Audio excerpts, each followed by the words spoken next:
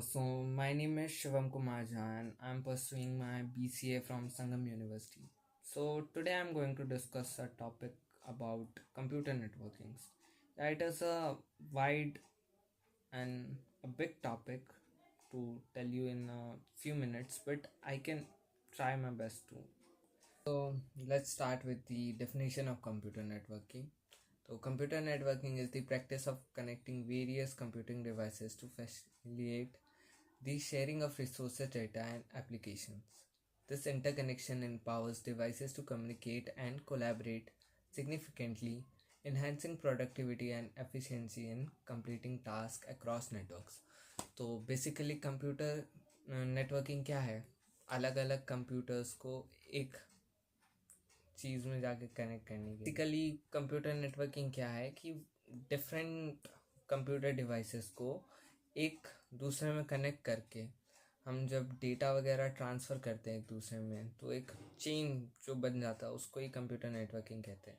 अब nodes of networking. Nodes represent the various devices with in a network including computers, printers and servers. वही कि nodes वो होते हैं, डिवाइसेस को कहते हैं बेसिकली. तो each node plays a crucial role in networks functionally as they are endpoint where data is generated, received and processed. तो ये एक एंड पॉइंट की तरह होता है जहाँ पे डेटा रिसीव होता है या फिर प्रोसेस होता है या फिर सेंड किया जाता है. Send, receive, process. The connection links are the physical और wire connection that join the nodes in a network. तो लिंक्स वही होंगे. आप इमेजिन करने के लिए इसको वायर समझ सकते हो जिससे हम मल्टीपल कंप्यूटर्स को एक दूसरे में कनेक्ट कर रखे हैं, या फिर तुम उससे एक वायरलेस मोड में भी समझ सकते हो कि जैसे वाईफाई से कनेक्टेड है तो ऐसा ही एक चेन होता है. They take the form of cables such as Ethernet or wireless technology like Wi-Fi, allowing for flexible and scalable networking solution tailored to specific needs. ठीक है. Understanding protocols. Protocols are essential rules that delegate how data is transmitted and communicated over a network. These protocols ensure that device can interpret and process the information correctly, leading to seamless communication and data exchange. तो protocols वही होते हैं, rules वगैरह, regulation, जिसके हिसाब से आपको communicate करना होता है नेटवर्क के साथ, और ज़्यादा कुछ है नहीं इसके साथ. उसके बाद आ जाते हैं सिग्निफिकेंस ऑफ कंप्यूटर नेटवर्किंग में. तो उसके की रीजंस. सबसे पहले resource sharing, enhance communication, data management, scalability, cost efficiency. तो मैं पढ़ के बता देता हूँ. Computer networking enables multiple devices and users to share resources efficiently, such as printers, files, and internet connection. This capability not only enhances productivity but also minimizes cost associated with acquiring individual resources for device or user. Okay. तो basically इसमें कह रहे हैं कि computer networking जो होता है वो मल्टीपल डिवाइसेस में रिसोर्सेज शेयर करने के लिए यूज़ होता है. एफिशिएंट होता है बहुत ज़्यादा, हमारी प्रोडक्टिविटी को इन्हांस करता है. Enhance communication. Networking facilitate various forms of communication including email, messaging service, and video conferencing platforms. These tools are essential for collaborating in today's global business environment, improving connectivity among teams and clients regardless of geographical barriers. तो वही कि communication को ये enhance करता है कि कोई दूर भी बैठा है तो हम उससे वीडियो कॉल के थ्रू बात कर सकते हैं, या जैसे कि अभी वीडियो के थ्रू जो कर रहे हैं हम, तो उसका भी. Data management. Centralized data management is a significant advantage of computer networking. Organization can store, access, and manage data in a unified system, ensuring data integrity and security while allowing real-time update and access for authorized users. कि हम data management कर सकते हैं कि एक जगह data store कर रखा है, उसी से सब लोग एक्सेस कर रहे हैं उसको, और उसी से एक दूसरे को शेयर भी किए जा रहे हैं. Scalability is a vital feature of computer network that allows organization to easily expand their network capabilities as business needs evolve. As a new device are added or as an organization grows, the network can adapt. Next topic, understanding various computer network types. ठीक है, तो already ये तो सबको ही पता है, लैन वैन वगैरह. तो LAN, local area network. A local area network is designed to connect computers and devices within a limited area such as home, office or school. जैसे तुम्हारे होम में जो कंप्यूटर्स का नेटवर्क बना हुआ है, घर पे क्या ही, ऑफिस में जैसे है, स्कूल्स में है, तो वो सब.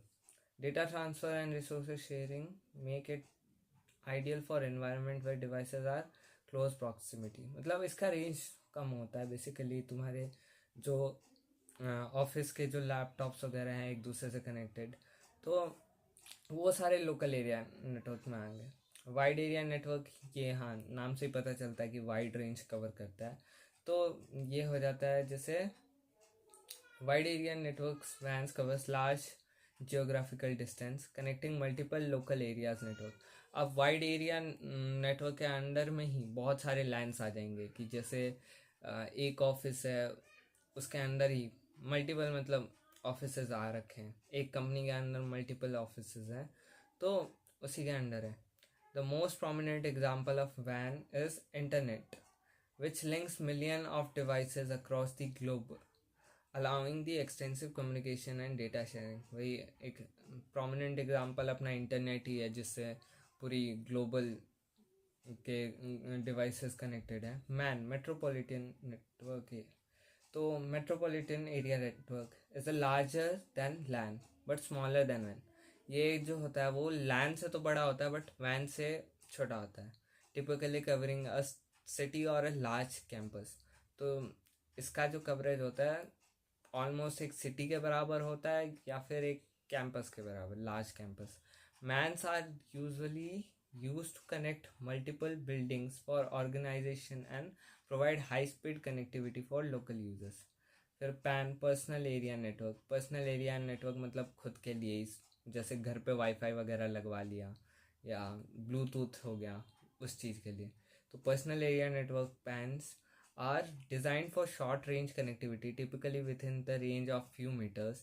These networks are commonly utilized connect personal devices such as smartphone, tablets and laptops by technology like Bluetooth. और दूसरा एग्जांपल दे दूँ तो अपना वो हॉटस्पॉट भी. VPN, virtual private network, VPN. Virtual private network, VPN, creates a secure tunnel over the internet to enable the private network access. VPNs are essential for protecting sensitive information and ensuring privacy, especially when using public Wi-Fi networks. तो VPNs वैसे ही virtual private network होता है. ये आपका बस data secure रखता है कि ब्रीच ना हो जाए कहीं पे भी. ओके, सो असेंशियल नेटवर्किंग प्रोटोकॉल्स एक्सप्लेन. तो पहला, transmission control protocol. TCP is the fundamental protocol in Internet Protocol Suite. It ensures reliable data transmission between devices by establishing a connection-oriented communication channel, which means that it guarantees the delivery of packets in a correct order, detects errors, and ensure retransmission of lost packets. This reliability makes TCP suitable for applications such as web browsing and file transfers. Second है user datagram protocol, UDP. Unlike TCP, is a connectionless protocol that prioritizes speeds over reliability. It allows faster data transmission by sending packets without establishing a connection first.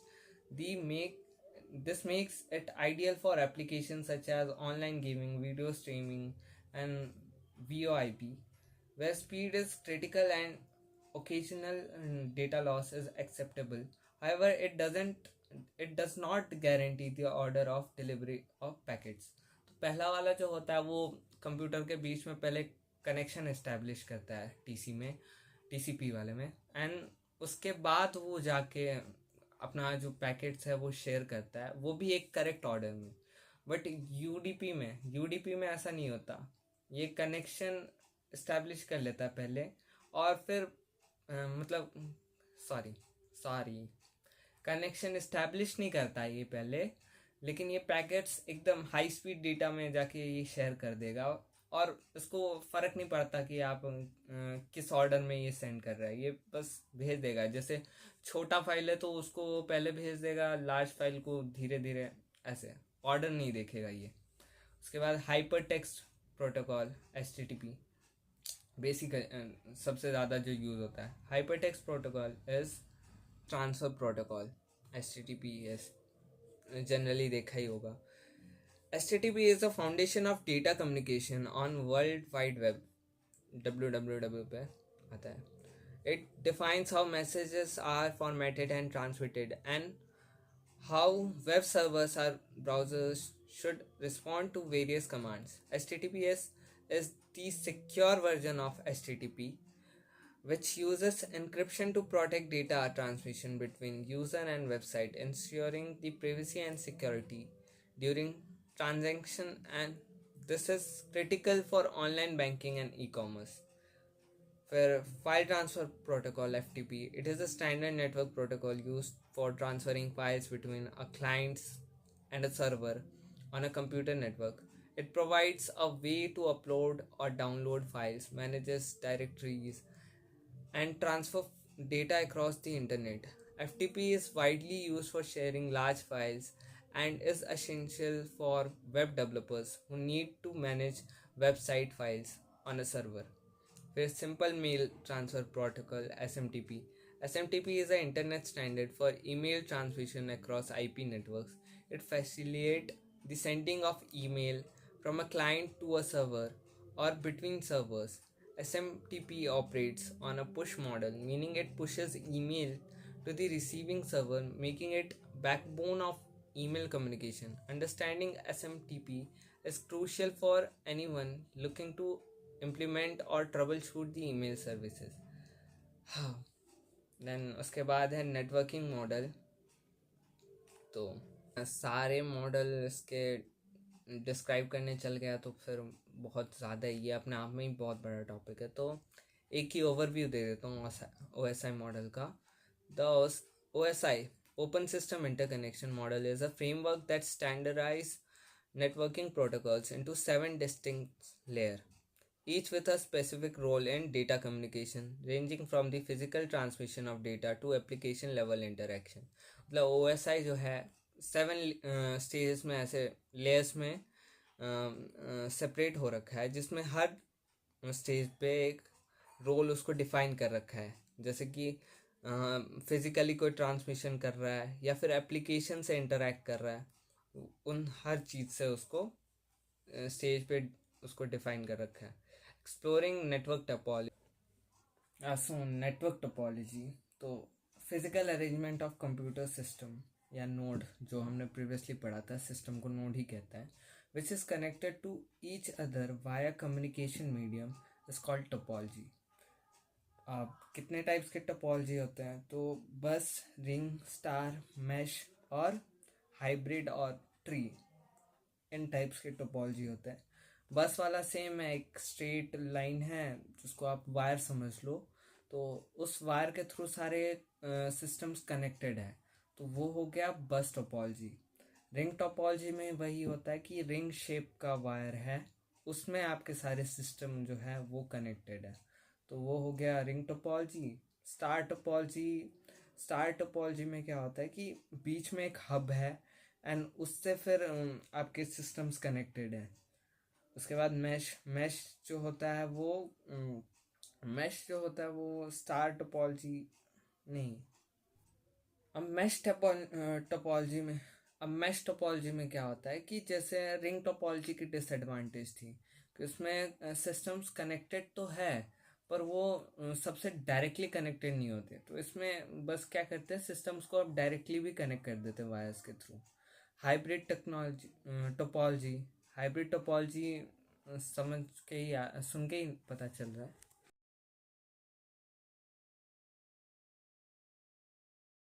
And tree topology में क्या होता है कि basically वो multiple hubs जो होते हैं अब वो कनेक्टेड होते हैं, तो वो ब्रांचेस की तरह दिखने में लगते हैं, इसलिए उसको ट्री टोपोलॉजी कहते हैं। अब मैं इसकी जो सारे थ्योरी पार्ट है वो मैं डाल दूंगा वीडियो के अंदर, तो वो देख लेना। नाउ की नेटवर्क्स डिवाइसेस एक्सप्लेन। तो router, the network gateway. Router is a vital network devices that connects multiple networks together. It directs data packets between these networks, ensuring the information travels efficiently to its intended destination by utilizing various routing protocols. Routers can also inform decision on paths for data transmission. वही अपना अब अलग अलग systems के बारे में बता रखा है कि क्या होता है। तो राउटर राउटर क्या करता है, डेटा पैकेट्स को शेयर करने में हेल्प करता है, और ये इंश्योर कर सकता है कि कौन सा पाथ जो रहेगा वो बेस्ट होता है शेयरिंग के लिए, ट्रांसमिशन के लिए। तो ये वो कर सकता है अपने आप में। Switch, data traffic manager. Switches play a crucial role in managing traffic within a single network. By connecting various devices, a switch helps organize data packets, ensuring they reach the correct destination without unnecessary delay. This optimization is essential for maintaining high performance in local area networks. तो ये क्या करता है, ये हमें organise data PACS को correct destination पे भेजने में हेल्प करता है बिना किसी डिले के। Hub, a hub is one of the simplest network devices designed to connect multiple Ethernet devices. It functions by broadcasting incoming data packets to all connected devices, which can lead to data collision. While hubs are easy to set up, they are less efficient compared to switches due to their lack of traffic management capabilities. तो hub क्या होता है, एक device मान लो जिससे आप multiple computer connect करते हो, अभी नेटवर्क टोपोलॉजी में भी बताया था। तो ये ईथरनेट प्रोवाइड करने में हेल्प करता है मल्टीपल कंप्यूटर्स में। Access point, an access point extends the wire network by adding Wi-Fi capabilities, allowing wireless devices to connect. This especially important environment where mobility is essential, as it enables user to access network resources without being tied to a physical connection, enhancing overall flexibility. तो इसमें क्या है, wifi capabilities भी आ जाती है, तो आपको अब वायर्स के थ्रू कनेक्टेड रहने की ज़रूरत नहीं है, आप ऐसे भी हो सकते हो। Modem, single converter. Modem serves a bridge between digital world of computer and an analog world of traditional telephone lines or cable. It converts digital data from computer into analog signals for transmission over lines, vice versa, making essential devices for internet connectivity. मतलब ये fusion ही है एक तरीके का traditional और अभी modern computers के बीच। अब IP addressing, importance of IP address. IP यानी internet protocol addressing is essential for identification of devices. मतलब ये ऑलमोस्ट एक डिवाइसेस का आधार कार्ड हो गया। तो वो सबको एक नंबर प्रोवाइड किया रहता है, सबके पास एक यूनिक आईपी एड्रेस होता है जिससे हम सेंड या रिसीव कर सकते हैं data. Ensuring smooth connection within the network. Types of IP address. There are two types of IP address: IPv4, IPv6. IPv4 is 32-bit address format. IPv4 जो है वो 32-bit एड्रेस फॉर्मेट है, जिसको ये रहा नंबर है कुछ, उसके थ्रू रिप्रेजेंट किया जाता है। इसमें नंबर्स जो होते हैं वो काफ़ी अभी लिमिटेड हैं। वहीं 128 64 भी नहीं, 128 बिट फॉर्मेट होता है IPv6 का, जिसमें बहुत बड़ा नंबर होता है। तो यहाँ पे आपको लिमिटेड नहीं है, एकदम एक्सपेंसिव रेंज है। Understanding subnetting. Subnetting involves partitioning a large network into smaller, more manageable segments called subnets. This technique is only optimized network performance by reducing congestion and also enhances security by containing networking traffic with specific segment, minimizing the risk of data breaches. Example of subnetting. For intense and original network identified, ये number दे रखा है 192.168.1. ये can be subnetted into smaller networks such as ऐसे करके 192.168.10/26. This result in distinct subnets, each capable of supporting different groups of devices, thereby improving organization and control over the network. ठीक है, बस छोटा सा माइनर सा चेंज कर देते हैं, जैसे /24 है उसको /26 कर दिया, तो ऐसे ज़्यादा कुछ चेंजेस नहीं करते. फिर understanding wireless network. Wireless networking is technology that enables devices to connect the communication without the need of physical cable. बिना physical cable के need के हम data आप transfer कर सकते हैं. This technology enhances flexibility and mobility. मतलब हम कहीं से भी अब जाके कोई डेटा शेयर कर सकते हैं. ऐसा नहीं कि हमें बहुत ज़्यादा स्पाइडरमैन की तरह वेब लेके जाना है, कभी भी मारो भाई. फ्लेक्सिबिलिटी और मोबिलिटी एनहांस करता है कि हम कहीं पे भी एक छोटा सा फ़ोन लेके चले गए, फिर उससे हमारे डेटा ट्रांसफ़र कर दिया, तो काफ़ी क्रूशल रोल प्ले करता है ये भी. Emerging trends in computer networking. तो 5G टेक्नोलॉजी अभी रिसेंटली आया है, तो represent significant leap in mobile connectivity, offering unprecedented speed and lower latency. This advancement enables seamless communication, support more connected devices, and enhances experience in areas such as augmented reality and smart cities. तो इससे क्या है, mobile का data transferring speed, data receiving speed, ये सब enhance हो चुका है बहुत ज़्यादा. अब लेटेंसी एकदम रिड्यूस हो चुकी है, मतलब एकदम फ्यू सेकेंड्स में ही, माइक्रो सेकेंड्स में डिलीवर हो जाता कोई भी मैसेज. नेटवर्क फंक्शन वर्चुअलाइजेशन यानी NVP, transforming the way of networks are built and managed by decoupling network functions and hardware. This virtualization allows for dynamic scaling of network services, optimizing resource use and reducing operational costs, thereby improving overall efficiency. तो ये क्या करता है कि scale करेगा एक तो network services को, ऊपर से ये क्या है एकदम ऑप्टिमाइज्ड है, तो आपका जो ऑपरेशनल कॉस्ट है उसको भी एकदम कम कर देगा. SD-WAN यानी software defined wide area network. SD-WAN enhances the performance of wide area networks. ये वाइड एरिया नेटवर्क्स के परफॉर्मेंस को enhance करेगा. Leveraging software based management, it simplifies the network operation. Network operations को सिंप्लीफाई कर देगा. Increases agility and provide better bandwidth utilization. जो bandwidth होता है जैसे गीगाहर्ट्ज़ वगैरह, उन सबको बेटर वे में यूटिलाइज करता है. Making it easier for business to manage their network across multiple location. ठीक है, उसके बाद और भी सारे हैं जैसे LOT integration, AI and machine learning, ये भी रिसेंटली अभी एकदम से बूम हो रखा है.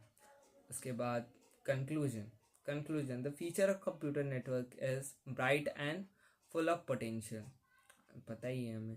Continuous innovation driven by emerging of 5G, NVMe and SD-WAN, LOT, AI enhances efficiency, security भी boost करता है and connectivity भी boost करता है. और जैसे NFB जो था वो क्या कहते हैं, कॉस्ट रिडक्शन भी करता है. एंड 5G भी ऑलमोस्ट चीपर ही है, तो वही. Lastly, this video is over now, and if you like this type of content, then please do like and subscribe. And even if you can share it to your friends and colleagues. And the respective graphical images, the PPT and the PDF document that I used in this video, you can access them in through my description links, so you can read all those documentation. And if I made any error, or if you want to give me any suggestion about the video or content, you can comment below. And thanks for watching. Bye bye.